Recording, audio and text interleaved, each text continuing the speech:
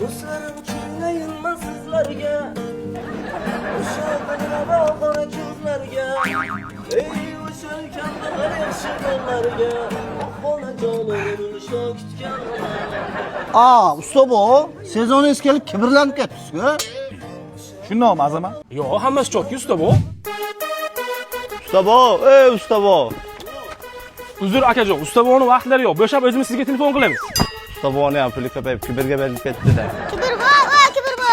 Ha, Ertaga biz aka nahorga o'taygansiz, ukachonni kiysanmiz. kim senga meni kibr bo deb aytdi? Dadam aytdilar. Vishani dadangni.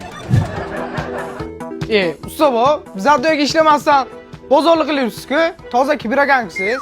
Tövbe qildim Jo'rajon. Shirin kalbasasiga aksiya ketayotganligi uchun Azamat bilan ikkita set xarid qildik. Agar donaboy olmoqchi bo'lsak, mana oldingi narxi 265 ming so'm ekan.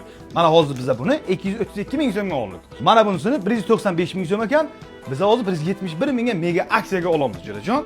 Bundan tashqari mana shu to'plamning ichida mana shunaqangi kupon chiqadi. Kuponni o'chirsang, maishiy texnikalarni yutib olishing mumkin. Mana bu kombolarni Samarqand bo'ylab hamma joydan topasan. Hozir mana shu kalbasalardan bitta obedcha qilamiz, sana uyingga boramiz ishga, maylimi?